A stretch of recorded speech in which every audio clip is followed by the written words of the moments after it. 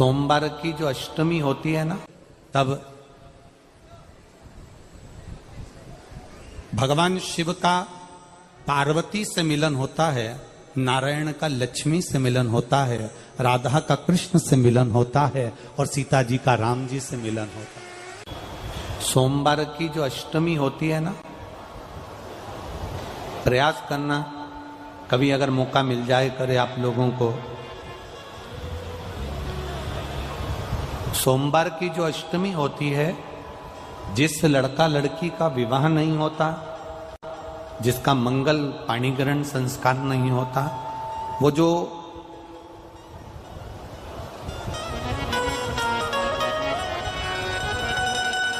ये अशोक सुंदरी वाली जो जगह होती है, ये शिवलिंग है, ये जलाधारी है। यहां से जो चरण है, इसमें राइट में गणेश जी, लेफ्ट में कार्तिकेय जी, बीच में एक मोटी सी लाइन होती है जो अशोक सुंदरी का स्थान होती है। शिवलिंग के ऊपर जो जलाधारी बंदी होती है, वो जलाधारी में से जो बूंद बूंद पानी शिव जी पर गिरता है, वो शंकर भगवान की 5 बेटियां जया, विषहरा, शामली बारी, दौतली और देव, ये ऊपर से एक एक बूंद पानी शिवलिंग पर गिरा रही होती। कभी मौका लगे और आपको लगे कि विवाह नहीं हो रहा है बच्चों का, तो उस समय पर ये 3 पत्ती की जो बेलपत्र लेते हैं, बीच की पत्ती में कंकु रोली या लाल चंदन और 2 पत्ती में पीला चंदन, अक्षत का 1 दाना ऊपर वाली पत्ती में जिस पर आपने लाल चंदन लगाया है या रौली लगाई है, और 3-3 अक्षत के दाने इन दोनों पत्ती में। अपना स्मरण कर कर भगवान देवाधिदेव महादेव के सम्मुख में जो अशोक सुंदरी का स्थान है, सोमवार की अष्टमी के दिन इस बेलपत्र को, डंडी का जो भाग है वो जहां से पानी बहकर जाता है, उस ओर करते हुए इस बेलपत्र को अशोक सुंदरी वाली जगह पर समर्पित कर देना चाहिए और अपने हाथ का स्पर्श कर कर बाबा देवाधिदेव महादेव से प्रार्थना कर कर सोमवार की अष्टमी के दिन जो आ जाता है, बाबा देवाधिदेव महादेव उसका मंगल विवाह शीघ्र ही करा देता है। यह अशोक सुंदरी का स्थान, यह अशोक सुंदरी की जगह जो है ना, स्थान जो है, यह कोई साधारण नहीं। सोमवार की अष्टमी हो, सोमवार की अष्टमी हो, उस दिन शंकर जी के मंदिर में जाओ, 3 चीज लेकर जाओ, मूंग के दाने, चावल, बेलपत्र।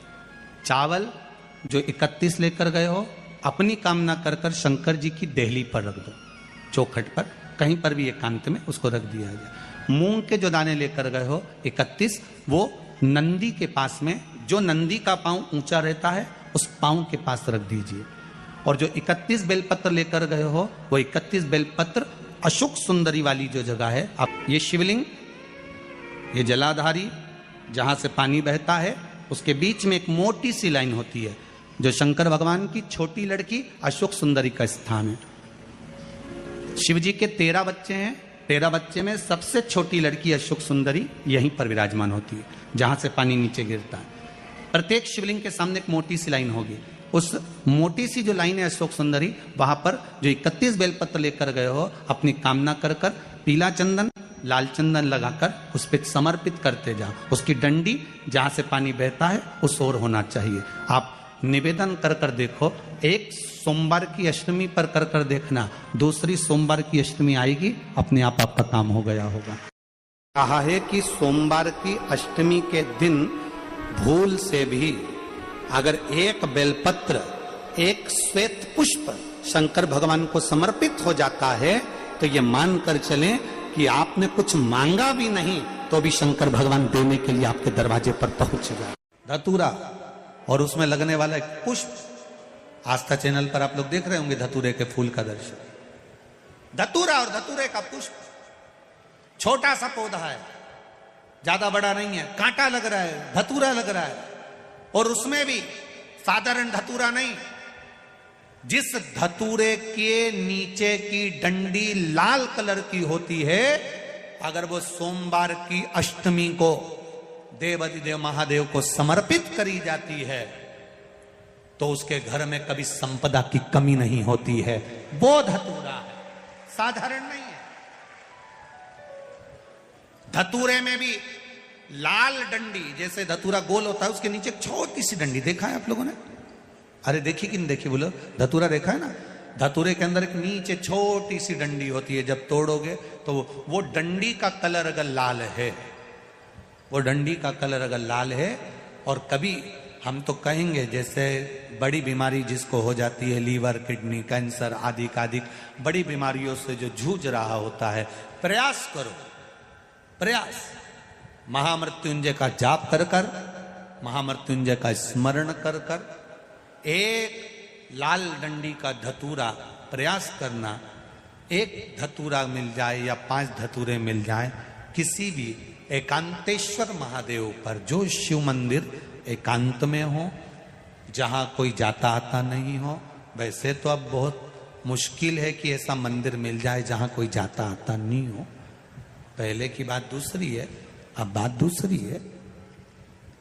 फिर भी कहीं आप रोड पे से निकल रहे हो, एकांतेश्वर महादेव अगर आपका दिख जाए, बहुत बीमारियों से ग्रसित हो, तो भी महामृत्युंजय जाप का स्मरण कर कर या किसी विद्वत ब्राह्मण जन से महामृत्युंजय मंत्र का जाप कराकर, या भगवान शिव के मंत्र का जाप स्वयं कर कर, वो भी ना बने तो पंचाक्षर मंत्र नमः शिवाय, षडाक्षर मंत्र ओम नमः शिवाय, या श्री शिवाय नमस्तुभ्यम जप कर वो लाल डंडी का धतूरा 5 एकांतेश्वर महादेव को आप समर्पित कर सकते हो। रोग थम जाएगा, जो दवाई खाओगे वो शरीर को लगना प्रारंभ हो जाएगी और आप स्वस्थ होना प्रारंभ हो जाएंगे। अगर बड़ा रोग, सोमवार की अष्टमी के दिन जिंदगी में बहुत ऐसा हताशपन लगने लगे और लगने लगे कि हमारा कोई साथ देने वाला नहीं है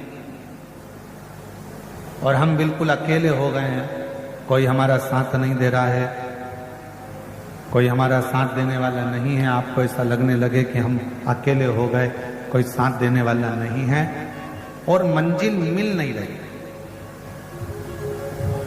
मंजिल प्राप्त ही नहीं हो रही।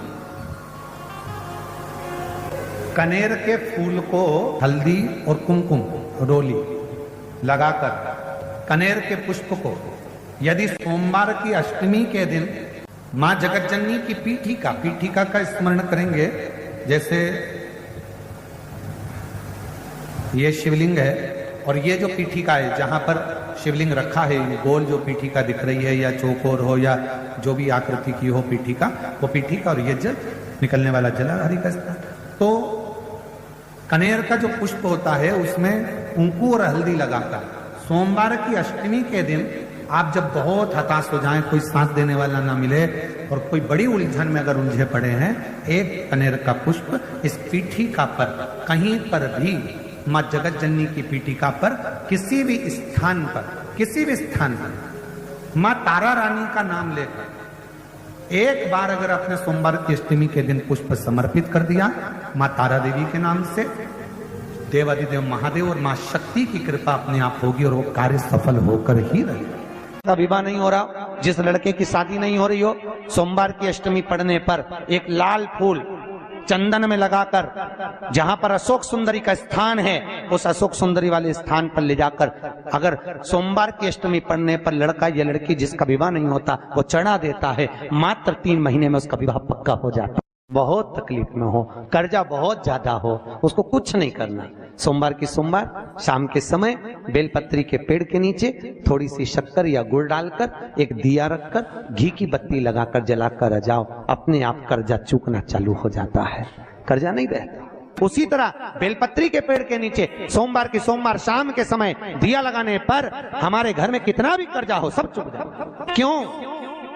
माता लक्ष्मी को मां भगवान शिव ने कहा था, लक्ष्मी तेरा विवाह मैं भगवान नारायण के साथ कर रहा हूं, तो नारायण के चरणों में तो रहेगी।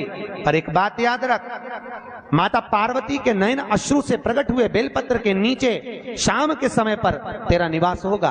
तो प्रतिदिन शाम के समय पर बेलपत्र के पेड़ के नीचे बैठकर नारायण की आराधना करेगी। जो तेरे नाम का दिया बेलपत्र के पेड़ के नीचे लगाएगा, उसका घर संपदा से भर जाएगा। आज भी कहते हैं दीपावली के दिन रात्रि के 8 बजे से 9 बजे के बीच में पीपल के पेड़ के नीचे जो घी का दिया और सरसों के तेल का दिया लगाता है, उसके यहाँ संपदा की कमी नहीं आती। वो बहन जी बोली 97 लाख का कर्जा चूका गुरुजी केवल दीप लगाने से शिव को, और आपने जो दीप बताया था, और वो दीप की गणना आज फिर कर रहा हूं इस व्यासपीठ से, फिर बाबा के धाम से। ये मीरा भयंदर की पवित्र भूमि पर अगर वो चरित्र सामने आया है और वो दीदी के माध्यम से अगर बात निकली है, तो उन दीप की गणना फिर बोल रहा हूं इस व्यासपीठ से, फिर वर्णन कर। जो आपने दीप बताया था, उस दीप के प्रभाव से आज हमारा 97 लाख का कर्जा बाबा ने 3 महीने में चुका। कैसे व्यवस्था करी, क्या व्यवस्था करी, ये वही जानता। वो 2 दीप आज अगर कथा निकली है ज्वालासुर की, तो अपने भीतर वो 2 दीप का महत्व अपने अंदर उतार कर रखी है। वो 2 दीप साधारण नहीं है, जो हमने पहले 7 साल पहले भी कथा के माध्यम से बताया था। यदि आप लोग YouTube पर कथा सुनते होंगे, जब व्यक्ति हताश हो जाता है, कर्जे में लदा लूम हो जाता है, बहुत दुखी हो जाता है, कुछ भी नहीं रहता, फैक्ट्री नहीं चलती, व्यापार नहीं चलता, कोई काम नहीं चलता, ना कोई व्यापार चल पाता है, टूटकर आखिरी में सोचता है अब बच्चों का भरण पोषण कहाँ से करूं, परिवार को कैसे पालूं, मर जाऊं तो अच्छा है। मेरा उन लोगों से निवेदन है, मरना किसी चीज का हल नहीं, उसकी कृपा होना चाहिए, उसकी दया होना चाहिए, किसी दूसरे की सामर्थ्यता नहीं। केवल देवता देंगे पल्ला झाड़ कर, और मेरा कुबेर भंडारी देगा छप्पर झाड़ कर, और वो देता है, साधारणता में नहीं देता, थोड़ा बहुत तो देता ही नहीं है। पूरी कथा को देखिए, 10 साल 20 साल 30 साल की कथा निकाल कर देखिए, पूरी कथा की वीडियो आप निकालिए, हर वीडियो में आप देखोगे भगवान ने जिसकी भी गोदी में बच्चा दिया, एक एक तो कम दिया, 2 ज्यादा दिया, क्योंकि उसकी रीति है, देता छप्पड़ फाड़ के। मैं ज्वालासुर को समाप्त नहीं, इसकी बैलेंसिंग करूंगा, और ये ज्योति के रूप में रहेगा। मां शक्ति के पास में भी ज्योति के रूप में, शिव के पास में भी ज्योति के रूप में। इसलिए जब तुम संपूर्ण तरह से हार जाओ, लगे अब कुछ भी नहीं अपने पास में, एकदम खाली हो गए, कुछ भी नहीं बचा, तब बेलपत्र के वृक्ष के नीचे शंकर जी के मंदिर के सम्मुख में 2 दीप लगाना प्रारंभ कर दीजिए। एक लंबी बाती का दीप, एक गोल बाती का दीप, एक शक्ति का, एक शिव का, दोनों दीप घी के, दोनों सामने रखो, बाबा को प्रार्थना करो। शिव मंदिर में लगाने के बाद फिर बेलपत्री के वृक्ष के नीचे जाओ। उस बेलपत्री के वृक्ष के नीचे जाना जिसकी छांव तुम्हारे ऊपर पड़े, पौधा नहीं, पौधे की छांव नहीं आ पाती अपने ऊपर, पौधा छोटा सा रहता तो उसकी छांव नहीं आती। बेलपत्र के वृक्ष की छांव में बैठकर 2 दीप लगाओ जिसकी छांव है। 2 महीना नियम ले लो, शाम के समय पर दिन भर मेहनत करूंगा, परिश्रम करूंगा, अपने व्यापार को बढ़ाऊंगा, कर्म करूंगा, मेहनत करूंगा, और शाम को प्रदोष काल में मेरे घर का कोई भी व्यक्ति जाएगा, शिव मंदिर में 2 दीप और बेलपत्र के वृक्ष के नीचे 2 दीप लगाएगा। 2 महीना इंतजार करना, मेरा बाबा हाथ पकड़कर तुम्हें ऐसा दौड़ाएगा कि शिव अपने आप करुणा करने लगेगा। छोड़ता नहीं है शिव। दुनिया में एक दोस्त ऐसा है मेरा देव अधिदेव महादेव, दुनिया में एक मित्र ऐसे हैं मेरे शंकर भगवान, जिन्होंने शंकर को अपना सर्वस्व मान लिया। दुनिया में शिव वो दोस्त हैं, वो मित्र हैं कि संसार के मित्र भले छोड़ दें, पर मेरा महादेव अंतिम श्वास तक नहीं छोड़ता, हाथ पकड़ कर रखता। श्री शिवाय नमस्तुभ्यम। हर हर महादेव। प्यारे भक्तों, उम्मीद है आपको गुरुजी के बताए हुए उपाय अवश्य ही समझ में आए होंगे। ऐसे ही और उपायों को समझने के लिए हमारे चैनल को सब्सक्राइब कर दें। कमेंट में हर हर महादेव जरूर लिख कर जाइएगा। भोलेनाथ आपकी सभी मनोकामनाओं को पूरा करेंगे। हर हर महादेव।